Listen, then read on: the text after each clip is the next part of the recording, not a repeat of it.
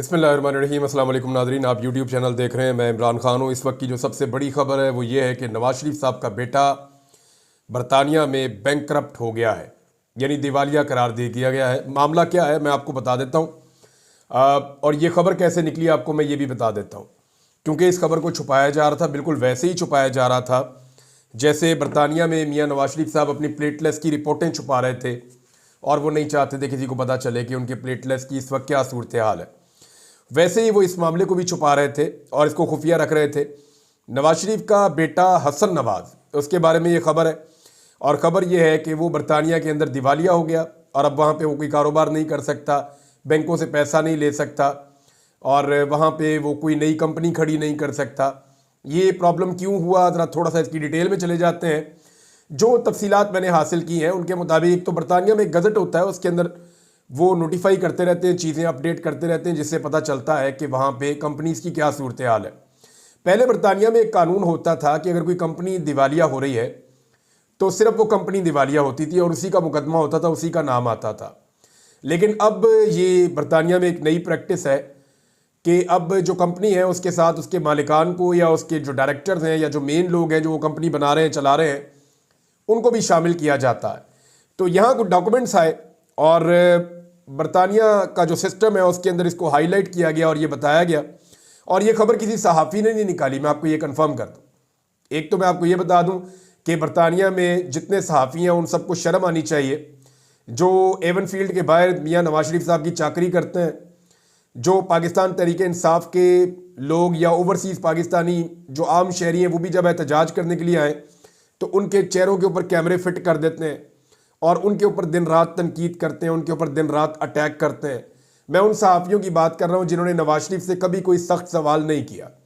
मैं उन सहाफ़ियों की बात कर रहा हूँ जिन्होंने नवाज शरीफ से कभी नहीं पूछा कि आप जाली फार्म 47 पे आपने हुकूमत क्यों बनाई। किसी ने नहीं पूछा कि यास्मीन राशिद एक कैंसर ज़दा पेशेंट को जेल में आपने रखा हुआ है, 70,000 की लीड से आप हार गए थे, आपने ये सीट क्यों ली। किसी ने नहीं पूछा कि पाकिस्तान में जुल्म जबर और फस्तायत क्यों हो रही है। ये सारे सहाफ़ी वहाँ जाते हैं और ऐसा लगता है कि नवाज शरीफ की नौकरी करते हैं। इनमें से किसी ने भी इस खबर को ब्रेक नहीं किया। ये खबर एक ओवरसीज़ पाकिस्तानी ने निकाली और इसका जो क्रेडिट है मैं वैसे पूछ लूँगा, अगर वो कहेंगे कि मेरा नाम ले लो तो मैं उनका नाम ले लूँगा, लेकिन मैं ये बताता हूँ कि नवाज शरीफ साहब को शुक्रिया किसका अदा करना चाहिए इस खबर के लिए, तो वो आबिद शेर अली का शुक्रिया अदा करें जिसकी वजह से मामला यहाँ तक पहुँचा। बहरहाल ये खबर आ गई और ये एक आम पाकिस्तानी ने खबर निकाली है और ख़बर निकालने के बाद उसने फिर इसको जहाँ जहाँ देना था वहाँ पे दिया और अब मामला आपके सामने है। मामला ये है कि नवाज शरीफ का बेटा जी वहाँ पे कारोबार करता था और उसके कारोबार के ऊपर जो एड्रेस लिखा हुआ है, नवाज शरीफ के अपने बेटे का जो एड्रेस लिखा हुआ है वो भी हाइट पार्क एवन फील्ड का लिखा हुआ है, नवाज शरीफ के घर का। अच्छा, पाकिस्तानी मीडिया ने भी जो खबर चलाई है ना उसमें नवाज शरीफ के गलत बेटे का नाम लिया है। हुसैन नवाज कह रहे थे, एक्चुअली ये हसन नवाज है, नवाज शरीफ का दूसरा बेटा है। अच्छा, अब मामला ये हुआ कि इन्होंने टैक्स चोरी शुरू कर दी। नवाज शरीफ के बेटे ने बरतानिया में टैक्स चोरी की है, टैक्स जमा नहीं करवा रहा था। जब ये टैक्स जमा नहीं करवा रहा था तो बरतानिया के अंदर एक महकमा है, एक डिपार्टमेंट है HMRC, तो ये जो है ये टैक्स कलेक्ट करते हैं। अब इन्होंने जनाब टैक्स इकट्ठा करना होता है, इनको टैक्स इकट्ठा नहीं हो रहा था और फिर ये मामला चला गया अदालत में। जब ये अदालत में मामला गया तो वहाँ पे मियाँ नवाज शरीफ साहब के बेटे ने ये मौक़िफ़ अपनाया कि जी मेरे को है ही कुछ नहीं, मैं तो गरीबों का बाल हूँ। अब एक तरफ मरियम नवाज कहती है जी हम अरबोपति हैं, 60 की दहाई में हम अरबोपति थे, 70 की दहाई में हम अरबोपति थे, अब तो हम खरबोपति हैं, हमारे पास तो पैसा ही बहुत है। उधर जो है वो मरियम नवाज का भाई कहता है जी मेरे तो पल्ले ही कख नहीं, मेरे पास पैसे नहीं है, लिहाजा मुझे दिवालिया कर दिया जाए। वो फिर केस चलता रहा, उसकी पूरी तारीखें लिखी हुई है, सारी डिटेल मेरे पास मौजूद है सिस्टम में, और उसमें लिखा हुआ है जनाब कि ये जो है ये सिस्टम ये बता रहा है कि इस तारीख को अदालत में केस हुआ, 2023 में शुरू हुआ था, इसका 2024 में फैसला आ गया था, लेकिन तब से लेकर अब तक शरीफ खानदान ने इस मामले को दबा कर रखा हुआ था, छुपाया हुआ था। बहरहाल टैक्स चोरी से ये मामला शुरू होता है, टैक्स ना देने से, और फिर दिवालिया पे आकर ख़त्म हो जाता है। तो नवाज शरीफ के बेटे को बैंकरप्ट डिक्लेयर कर दिया गया है। अब चंद चीज़ें मैं आपके सामने रखना चाहता हूँ। एक तो ये उस शख्स का बेटा है जिसने पाकिस्तान को दिवालिया होने से बचाना है और वो अपने बेटे को दिवालिया होने से नहीं बचा सका। पहला सवाल तो ये पैदा होता है कि नवाज शरीफ जो अपने बेटे को दिवालिया होने से नहीं बचा पाया, वो पाकिस्तान को दिवालिया होने से बचाएगा? इसीलिए कहते हैं ना कि तीनों सूबों ने सरप्लस दिखाया, सिर्फ नवाज शरीफ की बेटी का जो सूबा है जहां पे उसको वजीर आला जाली फार्म 47 के ऊपर बनाया गया है, वो सूबा जो है खसारे में गया सिर्फ और सिर्फ, बाकी कोई भी नहीं गया। और इसके खसारे के हवाले से ना बाकायदा खबर छपी हुई है डॉन के अंदर। डॉन की खबर अगर आप पढ़ें तो आपको आइडिया हो जाता है कि इन्होंने कितना बड़ा खिलवाड़ किया है। पंजाब हुकूमत के 2 इकदाम पर IMF नाराज है। डॉन की खबर के मुताबिक पंजाब हुकूमत ने UAE के फंड में $700 मिलियन यानी 200 अरब रुपए की सरमायाकारी कर दी, जिस पर IMF ने तशवीश का इजहार किया था। 200 अरब लगा दिया UAE में, और बताया भी नहीं किसी को कहां लगा रहे हैं, क्यों लगा रहे हैं, अप्रूवल है कोई इसकी, कुछ सामने लेकर आए कि जनाब कैबिनेट से अप्रूवल ली थी। ये बहुत बड़ा स्कैंडल बन जाएगा अगर इन्होंने अप्रूवल नहीं ली और अगर ये गलत तरीके से किया है तो। बहरहाल IMF ने तशवीश का इजहार कर दिया। दूसरा मामला यह है कि पंजाब के इब्तदाई 160 अरब के खसारे को छुपाने के लिए बाद में जो है वो पेंशन फंड से 200 अरब रुपए निकालकर 40 अरब के सरप्लस में बदल दिया। ये भी IMF ने इस पर भी तशवीश का इजहार किया है। ये 2 चीज़ें जनाब डॉन अखबार के अंदर छपी हैं। और अब इस मामले पे जो है वो क्लियर हो गया कि बेटा उधर दिवालिया हो गया है, बेटी जो है वो यहाँ पे जिस सूबे के अंदर उसको लगाया गया वो सूबा दिवालिया कर रही है, और बाप कहता है जी हमने पाकिस्तान को दिवालिया होने से बचाना है। भाई अपने बेटे को तो दिवालिया होने से पहले आप बचा दे। अब सवाल ये पैदा होता है कि वो पैसा किधर गया जो इनके पास अरबों खरबों रुपया था, वो जायदादें कहां गई, वो पैसा कहां गया, वो सारे कारोबार कहां गए? ये तो कभी कारोबार में घाटा खाते ही नहीं है, ये कैसे दिवालिया हो गए? इसका बड़ा इंपैक्ट है।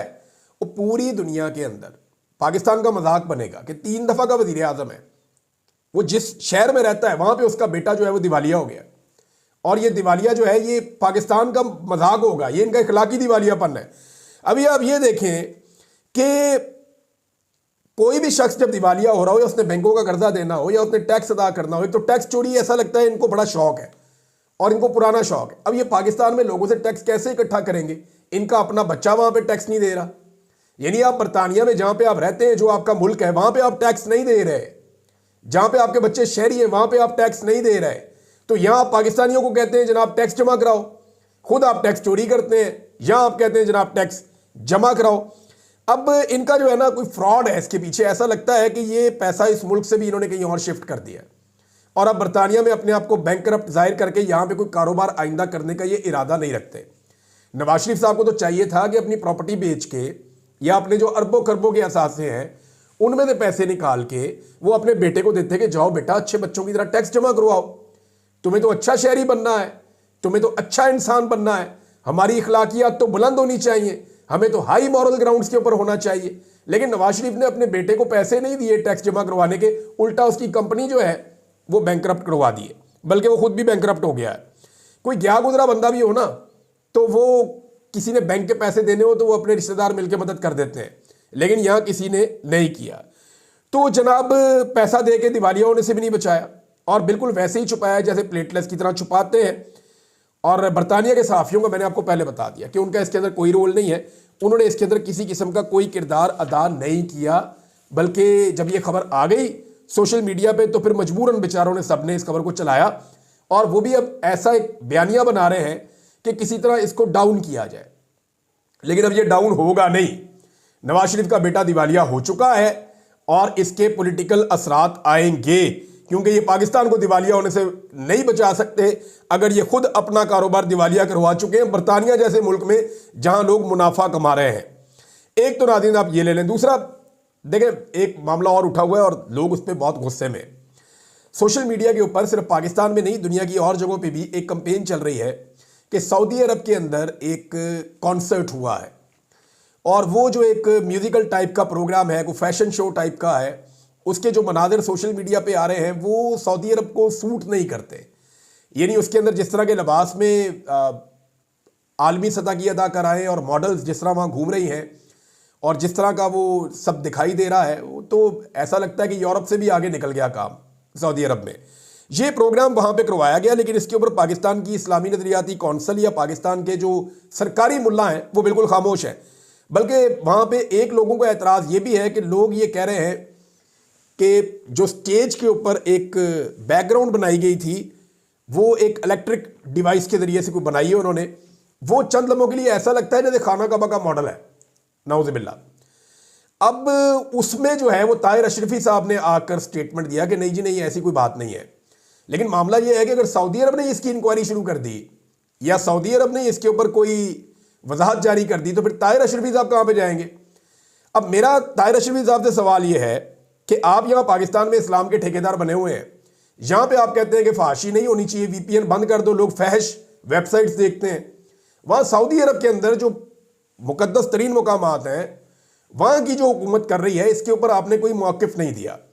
तो ताहिर अशरफी साहब आपको इसके ऊपर मौक़िफ़ देना चाहिए और अरबी ज़ुबान में देना चाहिए, जैसे आप अरबी में अक्सर ट्वीट करते हैं, आपको अरबी में ट्वीट करके इसके ऊपर आपको जवाब देना चाहिए। कल सारे उलमा कुछ और कह रहे थे, आज ताहिर अशरफी साहब का अपना ट्वीट मैं देख रहा था सोशल मीडिया के ऊपर, तो मैं हैरान हो जाता हूं कि ये कैसे कभी ये कहते हैं कभी वो कहते हैं। ऊपर से पीएमएलएन ने भी अपने मौलवियों को जो है वो डिसोन कर दिया है, यानी इस्लामी नजरियाती कौंसिल से पहले फतवा दिलवा के उसके बाद डिसोन कर दिया, ये फतवा कोई नहीं, ये गलत है, ये वीपीएन रच के इस्तेमाल करें, जो मर्जी करें, कोई वीपीएन इस्तेमाल करना गैर शरई नहीं है। ये बिला वजह का उन्होंने इस्लामी नजरियाती कौंसिल ने गलत फतवा दे दिया है। अब या तो ये फतवा एस्टेब्लिशमेंट ने दिलवाया नून लीग से पूछे बगैर, या नून लीग ने ये फतवा दिलवाने के बाद अपने ही मौलवियों को डिसोन कर दिया कि जनाब हम इतनी बेइज्जती नहीं करवा सकते, थोड़ी बेइज्जती आप अपनी करवा लें। अच्छा जनाब, अब ये एक चीज़ और है, ब्रिगेडियर असलम गुम्मन साहब, मैंने आपको पहले बताया था कि ब्रिगेडियर असलम गुम्मन साहब का किरदार बड़ा अजीब सा था। कुछ लोग कह रहे थे जी हम गारंटी देते हैं, गुम्मन साहब जो है वो कभी भी नहीं पकड़े गए, गुम्मन साहब कभी कंप्रोमाइज़ नहीं हुए। तो खबर उनके लिए ये है कि अभी एक सहाफ़ी है, उन्होंने ये खबर जारी की है, उमैर साहब हैं गालिबन, वो ये बता रहे हैं कि जी पाकिस्तान तहरीक इंसाफ के ब्रिगेडियर असलम गुम्मन साहब एक पीआईए की फ़्लाइट ली है उन्होंने 747, इससे वो सऊदी अरब रवाना हो गए हैं।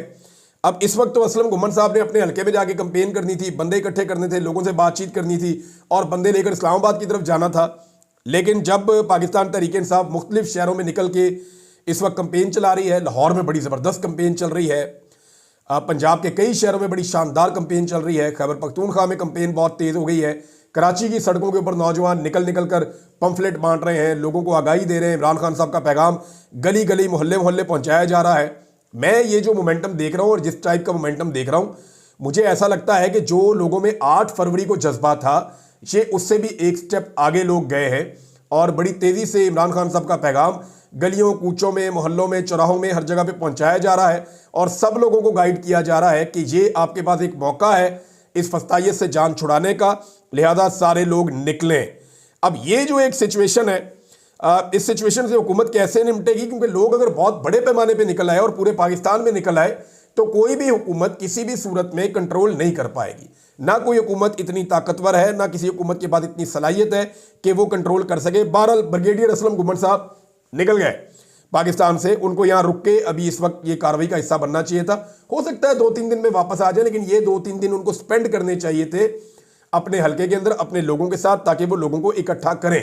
खैबर पख्तूनख्वा ने जो अभी तक एक मंदी बनाई, वहाँ से आने वाले काफिलों ने कुछ एरियाज़ और भी हैं जहाँ से वो एंटर होंगे इस्लामाबाद में, लेकिन मोटरवे में जो काफिले आएंगे वो 3-4 रस्तों से आएंगे। एक काफिले को अली अमीन गंडापुर जो है वो उसको लीड करेंगे, एक काफिला वहाँ से अली अमीन के भाई जो हैं वो और शेर अफजल मरवत और दीगर कुछ और लीडर ये डीआई खान वाली साइड से आएंगे, और कुछ काफिले जो हैं वो मालाकंड वाली साइड से आएंगे और वो उतरेंगे यहाँ से मोटरवे के ऊपर शेर खान इंटरचेंज से, जबकि कुछ काफिले जो हैं वो आएंगे बुरहान इंटरचेंज पे जो हज़ारा से निकलेंगे। तो जहाँ पे रुकावट लगाएगी हुकूमत, वहाँ पे लड़ाई शुरू हो जाएगी और बहुत बड़े पैमाने पे लोग इकट्ठे होकर इस्लामाबाद की जानिब बढ़ेंगे 24 तारीख को, और ये चीज़ें बहुत क्लियर होती चली जा रही हैं। हुकूमत जो है उन्होंने भी अब क्रैकडाउन कुछ शुरू कर दिया है, कुछ लोग जो है वो दोस्ताना गिरफ्तारियां भी दे रहे हैं, उसके कुछ मनाजिर हमने देखे, अभी मैं नाम लेना नहीं चाहता, लेकिन आने वाले दिनों में इन तमाम लोगों के नाम आपको मिलने शुरू हो जाएंगे। अच्छा जी, एक बात और की है और वो की है सुहेल वड़ाई साहब ने। उन्होंने कहा जी कि फौज को जो है ना वो नून लीग की ज़रूरत उनकी ख़त्म हो गई है, और क्योंकि आईनी तरमीम उन्होंने करवानी थी और उसके बाद उन्होंने वो कानून करवाना था और आर्मी चीफ की एक्सटेंशन भी हो गई है, तो उनकी दिलचस्पी अब ख़त्म हो गई है नून लीग में और अब उन्हें इनसे कोई काम रहा नहीं। पहले वो लाठियाँ लूठियाँ जो चल रही थी, एस्टेब्लिशमेंट चलवा रही थी, लाठियाँ मार रही थी, अब इस वक्त उनको लाठियाँ मारने की ज़रूरत नहीं है लोगों को, क्योंकि नून लीग ने जो करवाना था उनसे वो काम करवा लिया गया है और अब फौज के हक में मजीद बयानियां नहीं बना रही नून लीग, यानी अपनी सियासी कुव्वत को वो फौज के हक में पंजाब में इस्तेमाल नहीं कर रही। हाँ, सिर्फ ये है कि जो लोग वजारतों में बैठे हुए वो रोडला वोडला डालते हैं, शोर शुरू मचाते हैं, कुछ लोग बैंड शैंड डालते रहते हैं पाकिस्तान टेलीविजन के ऊपर बैठ के, लेकिन एक्चुअली जो एक बयानिया नून लीग की जमात को बनाना चाहिए वो एस्टेब्लिशमेंट के लिए बयानिया बनाने में अभी तक मुस्लिम लीग नून पूरी तरह से नाकाम है, बल्कि उल्टा एस्टेब्लिशमेंट के खिलाफ बयानिया बनाते हैं। नवाज शरीफ साहब जब बोलते हैं वो जनरल बाजवा को और फैज़ अमीर को ठोक देते हैं, तो वो उल्टा उससे जो है वो फौज को नुकसान होता है। अब जब जो है वो ख्वाजा साद रफीक जो है उन्होंने दोबारा से फौज के खिलाफ कट्टा खोल दिया। अच्छा, ख्वाजा साद रफीक साहब ने जो अब बातें की है ना, ये बातें इससे मैं इत्तफाक इसलिए नहीं करता कि वो ये कह रहे हैं कि मुझे उठाकर ले गए थे जनरल मुशर्रफ के दौर में और मुझे फलां फौजी था उसने मुझे बांध के बहुत ज़्यादा मारा। तो ख्वाजा साहब आपने ये बातें पहले क्यों नहीं बताई? यानी जिन लोगों को मार पड़ी है मैं उन्हें जानता हूँ। ज़ईम हुसैन कादरी को बहुत मार पड़ी थी, जावेद हाशमी साहब को बहुत मार पड़ी थी। आपको तो ख्वाजा साहब, मेरे पास ऐसे गवाह हैं जिन्होंने आपको परवेज़ इलाही के साथ बैठे हुए देखा, और वो भी नीचे बैठे हुए देखा, और आपका कारोबार भी चल रहा था, आपकी सारी चीज़ें चल रही थी ख्वाजा साद रफीक साहब। अब आप रंगबाजी कर रहे हैं, आप ये कह रहे हैं कि जनाब मैंने बड़ी मार खाई है। मैंने खुद आपको नीला गुंबद पे जब नून लीग एहतजाज कर रही थी तो पुलिस के आने से पहले आपको टेलीफोन आता है, आपका बंदा इशारा आपको करता है और आप निकल जाते हैं, और साथ ही थोड़ी देर बाद पुलिस की रेड हो जाती है। तो ख्वाजा साहब आपने तो मिलजुल के ही किया सारा काम हमेशा परवेज़ मुशर्रफ के दौर में। हाँ, जिन लोगों ने मारे खाई उनको नवाज शरीफ ने फ़ोन किया और कहा कि आप कल को गवर्नर बनेंगे, आप कल को वज़ीर आला बनेंगे। उनकी बीवियों को टेलीफोन करके नवाज शरीफ ने और शहबाज शरीफ ने कहा, और बाद में उनको MPAs भी नहीं बनवाया। मुझे वहीद गुल साहब ने अपने मुंह से कहा था कि जनाब मारे हमने खाई कारकुनों ने, और ओहदे सारे ये ले जाते हैं। तो ख्वाजा साहब अब आप ये बातें पता क्यों कर रहे हैं? ताकि इस वक्त एस्टेब्लिशमेंट जो भी पाकिस्तान तरीके इंसाफ के साथ कर रही है आप उसको जस्टिफाई कर सकें कि जनाब हमने भी तो मारे खाई हुई हैं। ख्वाजा साहब तुझे कोई नहीं मार खादी। अभी आपने मुझे खुद फ़ोन करके कहा था, और क्या कहा था वो भी मैं बता दूंगा अगर आप चाहेंगे। थोड़ा अर्सा पहले जो आप कह रहे थे कि शरीफ खानदान के बारे में और जो बातें आपने की थी, तो आप लोगों को अब बेवकूफ़ ना बनाएं। You are part of all this. या तो इस जुल्म के खिलाफ बोले, इस जबर के खिलाफ खड़े हो। आप पॉलिटिकल वर्कर हैं तो आप कहीं ज्यादती हो रही है इमरान खान के साथ, आप खुलकर कहें कि पाकिस्तान तरीके इंसाफ के कारकुनों के साथ जुल्म और जबर हो रहा है, मैं इसका हिस्सा नहीं बन सकता। या तो फिर आप ये कहें, या फिर आप ये ना करें कि इसको जस्टिफाई करने के लिए अपनी झूठी कहानियां आप लोगों को सुनानी शुरू कर दें। तो नाज़रीन, इस वीलॉग को यहाँ पे रोक लेते हैं और कुछ और चीज़ें फिर नेक्स्ट वीलॉग में जाएंगे। अभी ये डेवलपमेंट्स चलती रहेंगी। अब तक के लिए इतना ही। अपना ख्याल रखिएगा, अपने चैनल का भी। अल्लाह हाफ़िज़।